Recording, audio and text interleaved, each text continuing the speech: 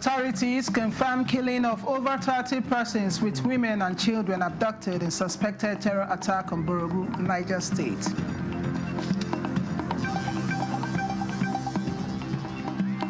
Unfortunately, it happens like this, but a lot of effort is involved here to ensure that we clear these elements in our forest. Army troops record major gains in Kogi, neutralize bandits and arrest suspected terrorist logistics supplier.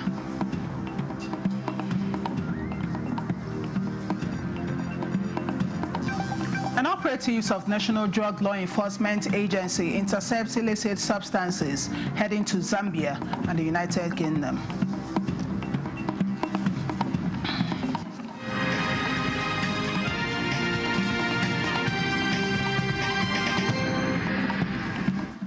Hello and many thanks for joining us on the news desk at 6 on NTN News 24. We are live in Abuja.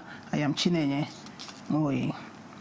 More details have emerged on the recent attack by suspected terrorists in Borogu local government area of Niger State, which left more than 30 persons dead and many abducted, including women and children. Correspondent Kabiri Abdullahi has an update. According to Usman Issa, a resident of the community, stated that terrorist activities have reportedly persisted in parts of Kasuwan Daji and its environs over the past 2 days, with the situation escalating on Saturday. He stated that at about 4:30 p.m. on Saturday, suspected terrorists believed to have emerged from the National Park Forest along Kabe district and attacked Kasuwan Daji market located at Demo village. During the attack, the assailants set the market ablaze after looting several shops and cutting away food items and other valuables. Meanwhile, on the morning of January 4, 2026, at about 8 a.m., a joint security team visited the scene for an on-the-spot assessment. Findings from the visit confirmed that 30 people lost their lives during the attack, while several others were abducted and taken to an unknown destination. Joint security effort, not particularly the police, the military, the police, including the state government, local security outreach, we are doing everything possible. And as I mentioned, a lot of the operational measures is in the pipeline to ensure that this situation does not occur again. Unfortunately, it happens like this, but a lot of effort is involved here to ensure that we clear these elements in our forest. In Yobusa, Kabir Abdullahi, NTN News. Troops of the 12th Brigade Nigerian Army operating in Lokoja have recorded significant operational successes against criminal elements in Kogi State. In coordinated operations on Saturday, the forces neutralized armed bandits and arrested a suspected logistics supplier. A statement by the Acting Assistant Director, Army Public Relations, 12th Brigade, Lieutenant Hassan Abdullahi, said the successes followed coordinated patrols and ambushes conducted in the Kababunu and Yaba West local government areas. In a related operation, further intelligence revealed another movement of bandits around Saminaka village in Yaba West local government area.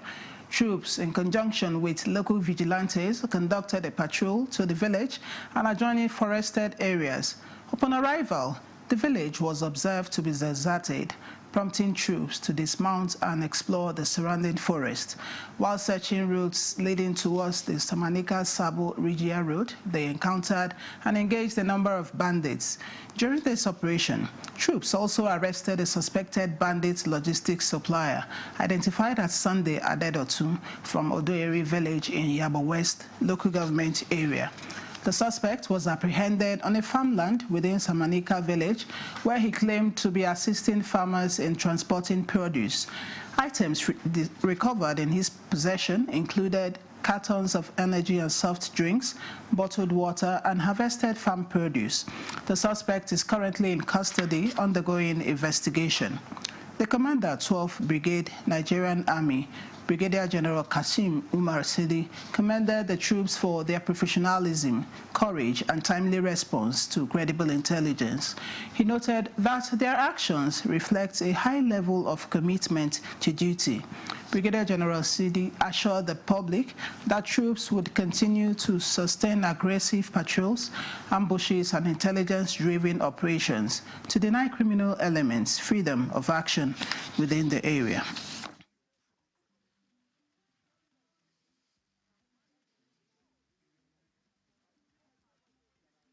Troops of Operation Harden K, OPHK, have recorded another significant success following a well-coordinated operation against terrorist elements around Konduga local government area of Borno State, which also led to the rescue of kidnapped civilians. In a statement signed by the Media Information Officer, Joint Task Force Northeast Operation Harden K, Lieutenant Colonel Sani Uba, says on the early hours of 4th January 2026, troops in collaboration with the Civilian Joint Task Force, CJTF, engaged terrorists at a known crossing point along the Sojiri axis. The operation resulted in the neutralization of 5 terrorists without any casualty to own troops. The troops successfully rescued 3 hostages abducted by the terrorists and recovered AK-47 rifles during the operation. This operation underscores the commitment of OPHK to both offensive action against terrorist elements and the protection of civilians, while highlighting the value of cooperation with local security partners. Troops' morale remains high, and security forces continue to maintain dominance across the theater despite the dynamic security environment.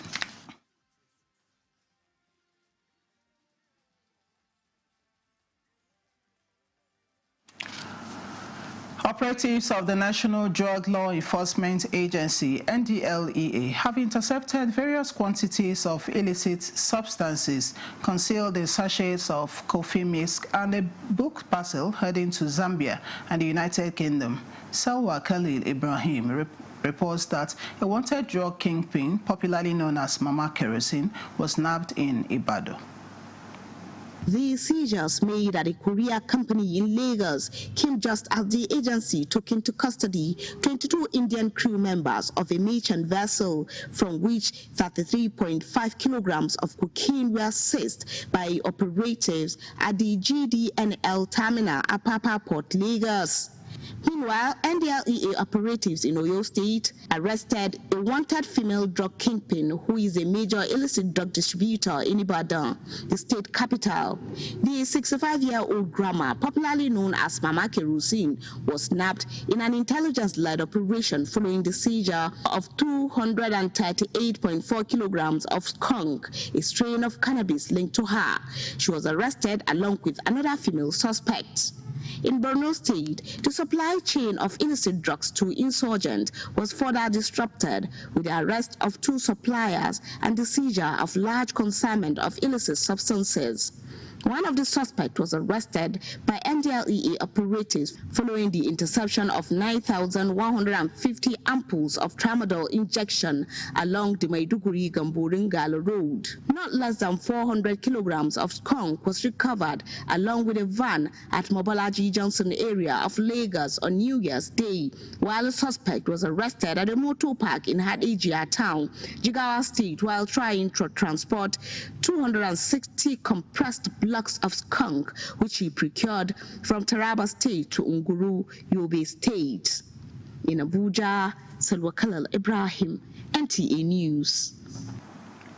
The Federal Roads Maintenance Agency, FEMA, has launched Operation Connect to Your Destination, a direct labor repairs of failed carriageways and patching of potholes in some federal roads in Enugu. Chimaroke Ugu monitored the palliative repairs along the 9th Mile Oji River Old Enugu-Onitsha Road. The Federal Road Maintenance Agency, FEMA's Operation Connect to Your Destination, is an annual program aimed at repairing and maintaining critical road infrastructure across Nigeria, especially during peak periods like the Yuletide season. The program, launched by the MD Chukwuemeka Agbasi, involves extensive repairs, including pothole patching, repairs of failed section and asphaltic overlays.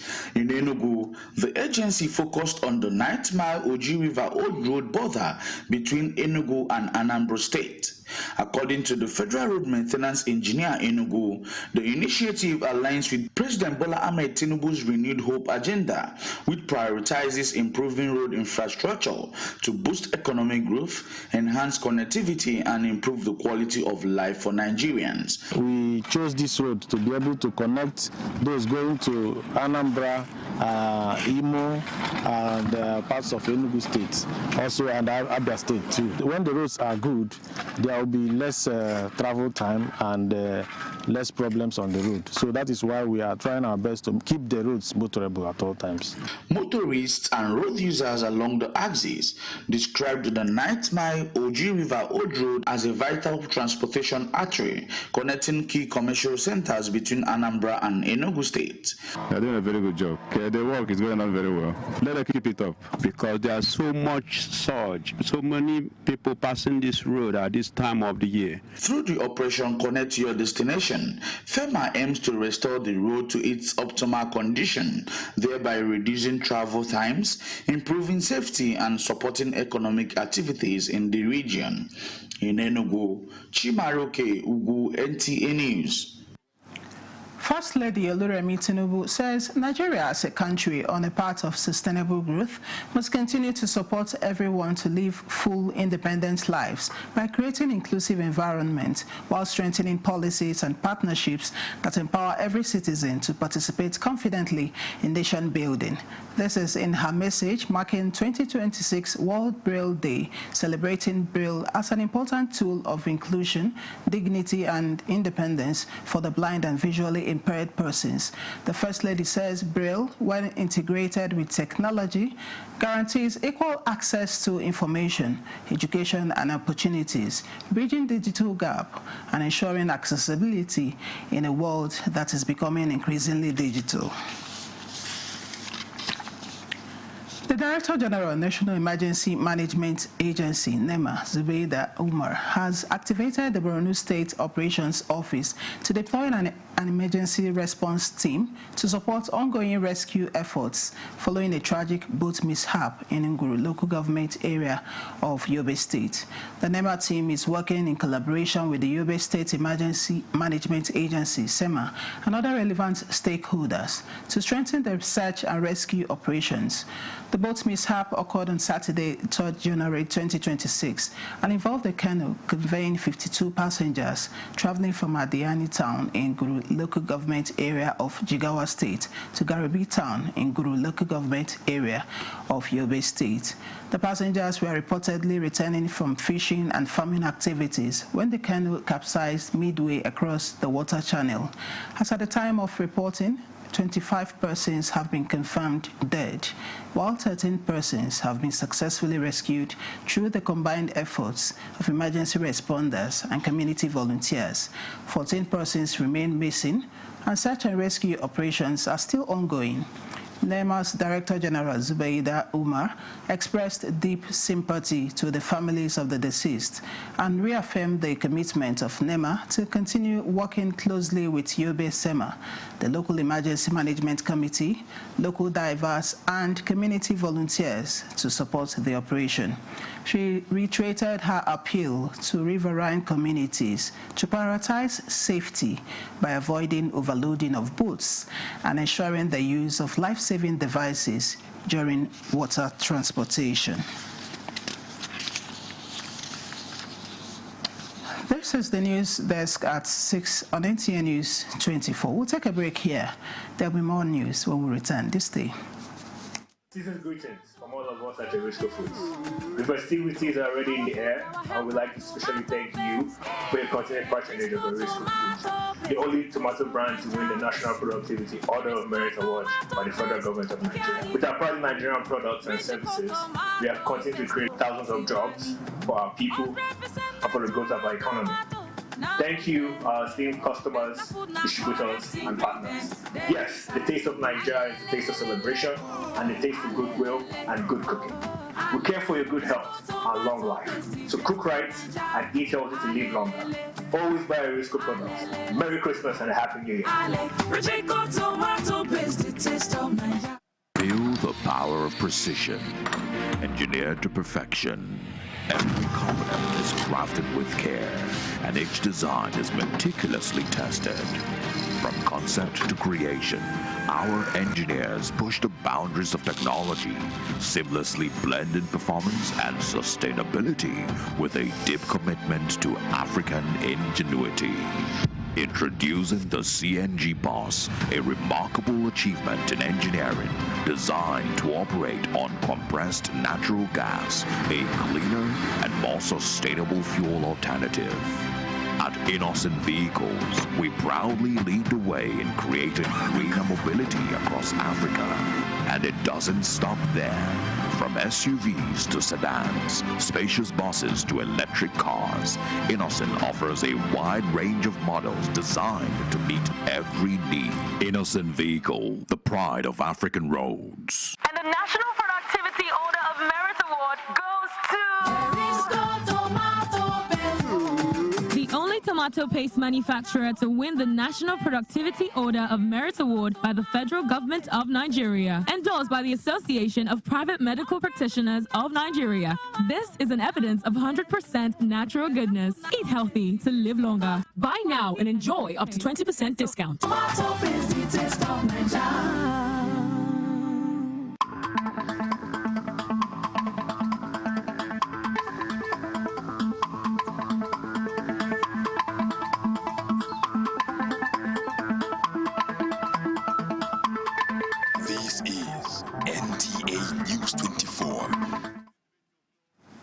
Many thanks for staying on. Kogi State Governor Ahmed Usman Ododo has commended the Nigerian Television Authority, Lokoja, on its professionalism in the coverage of Government House events. The governor stated this when the Kogi State Government House press crew paid him a courtesy visit in his Okene residence, where he was presented with the Awards of Excellence and Patron of the Press Crew. Ajibola Christopher reports. Governor Ahmed Usman Ododo, while receiving the Award of Excellence and Grand Patron of Government House Press Crew, expresses confidence in the Nigerian Television Authority on its steadfastness, resilience, professionalism, most especially in carrying out its reportage to educate the public, facilitate social change, and promote national cohesion. He says the days are over when government and the media are separated, calling for more effective collaboration with constructive and balanced reportage for the best interest of the state and its citizens. And let me appreciate TVC, NT, and of course, we package one of our reports. So, highly professional.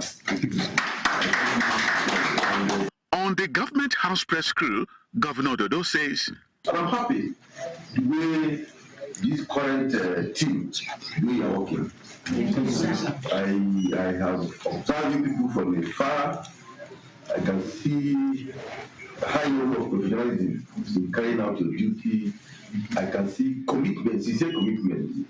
I can see your understanding, and I can see the zeal for you or for us to serve our people. Yes, he has been on my neck on the issue of your boss. By the grace of God, we are working on it. So I want to thank you most sincerely for this honor. And this will not be taken for granted. And you are simply telling me to do more. And inshallah, jointly, we shall serve our people. With this development, the press-friendly governor is determined to work with the media to improve news reportage outreach in 2026 and the coming years. Ajibola Christopher, NTA News. Across Kano, Jigawa and Katsina states, renewed investments in primary health care and emergency response systems are reshaping health outcomes at the grassroots, from improved maternal and child health services to stronger community participation. These coordinated interventions are driving a steady decline in maternal, child and neonatal mortality, while empowering local communities to take ownership of life-saving health programs. Aisha Ubali reports. Achieving robust people-centered health care revolves around individuals and communities, not just the treatment of diseases.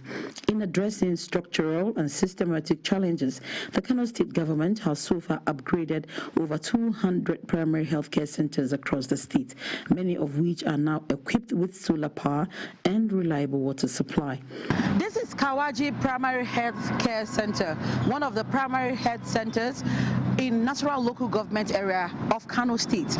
Now, on getting here, we observe that a whole lot of renovation has taken place in this particular primary health care center. To further consolidate these efforts, the state identified 18 local government areas with high maternal and child mortality rates as beneficiaries of the MAMI initiative.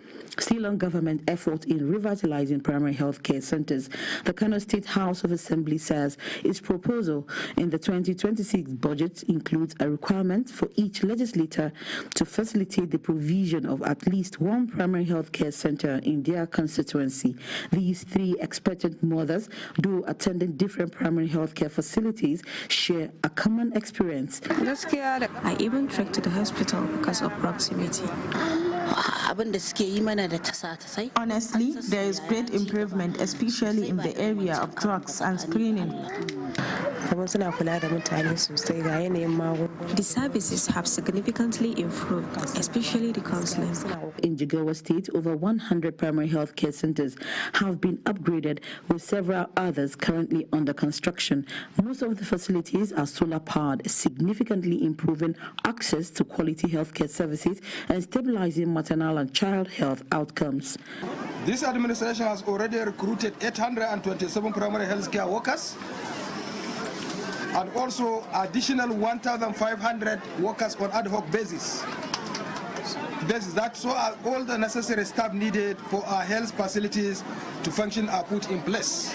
The Executive Secretary of the Katsina State Primary Healthcare, Dr. Shamsuddin Yahya, says close to 300 primary healthcare centers have been revitalized and equipped with adequate manpower and facilities to ensure effective service delivery. He adds that plans are underway to further improve the centers, with resources already earmarked for this purpose in the 2026 budget. But once you see those facilities that have been revitalized, you see that they have whatever it takes. It brings a lot of confidence in the people. With the belief that with sustained investment, community participation, and political commitment, the three states will continue to strengthen primary health care as the foundation for resilient and healthier communities across the Northwest.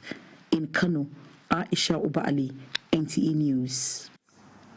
The Nigerian Correctional Service has rejected a media report describing custodial centers as tuberculosis hotbeds, saying the claims are misleading and not supported by verified data. A statement by the service public relations officer, Jane Osuji, explains that factual information on tuberculosis prevention and treatment were provided by the reporter involved, but expressed concern that the published report adopted a sensational tone and sweeping generalizations. The statement indicates that tuberculosis is a global public health challenge managed in Nigeria under the National Tuberculosis, Leprosy and Borreliosis Ulcer Control Program, with which it actively collaborates. According to the service, custodial centers operate health clinics and conduct routine screening, diagnosis and treatment of inmates diagnosed with tuberculosis at no cost, in partnership with federal and state health authorities and development partners.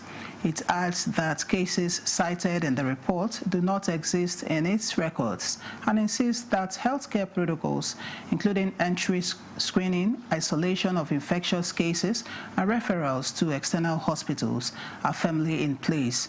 The Nigerian Correctional Service says it remains committed to safeguarding inmates' health, noting that custodial health is inseparable from public health, while calling for responsible and balanced reporting on sensitive health issues.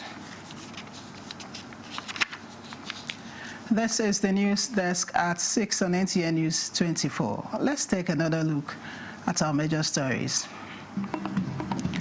Authorities confirm killing of over 30 persons, with women and children abducted in suspected terror attack on Borogu, Niger State.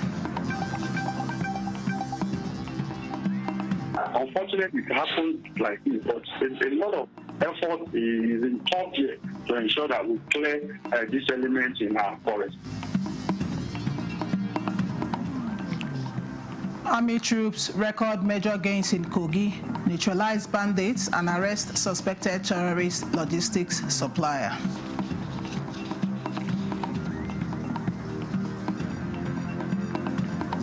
And operatives of National Drug Law Enforcement Agency intercepts illicit substances heading to Zambia and the United Kingdom. This is NTA News 24. Venezuelan President Nicolas Maduro is being held in a federal detention facility in New York, hours after U.S. Special Forces captured him and his wife in a dramatic pre-dawn raid on Caracas, the capital of Venezuela. The U.S. Department of Justice has already preferred a charge against President Maduro, his wife, and top Venezuelan officials with narco-terrorism and a massive cocaine trafficking conspiracy.